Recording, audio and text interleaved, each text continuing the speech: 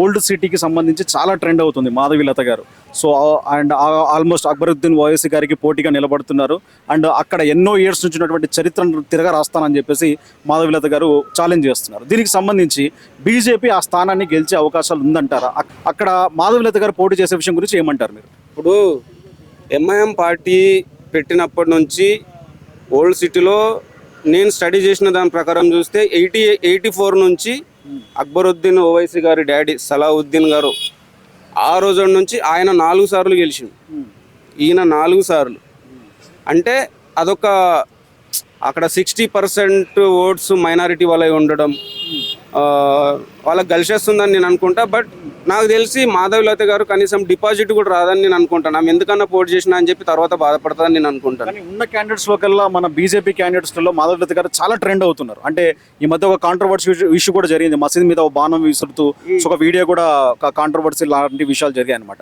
So ఒకవేళ ఈవిడకి సంబంధించి విరంచి హాస్పిటల్లో ఇంతకుముందు కోవిడ్కి సంబంధించి కూడా చాలా విషయాలు కూడా బయటపడ్డాయి. సో చాలా ఎక్కువగా మాట్లాడుతూ జనాల్ని బాగా అట్రాక్ట్ చేస్తుంది. అండ్ ముస్లిం ఓట్లు కూడా ఆవిడకి పడే ఛాన్స్ ఉందని చెప్పేసి కూడా కొన్ని వార్తలు వినపడుతున్నాయి. దీనికి సంబంధించి మీకు చెప్తాను.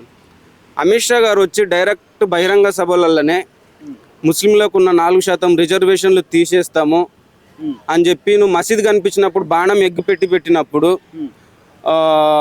నిన్న నవనీత్ కౌర్ ఆమె వచ్చి ఏమన్నది, కాంగ్రెస్కు కానీ మీరు ఓటు వేస్తే పాకిస్తాన్కి వేసినట్టే. ఇలాంటి వర్డ్స్ ఎందుకండి? ఎందుకు చెప్పండి? నువ్వు ఏం చేస్తావో చెప్పాలి. నువ్వు ఏం చెయ్యలేదో ఇక తప్పైంది, నెక్స్ట్ టైం ఇది చేస్తామని చెప్పాలి. నేను చెప్తున్నా కదా, ఈ మతపరంగా ఈ కామెంట్స్ చెయ్యొద్దు.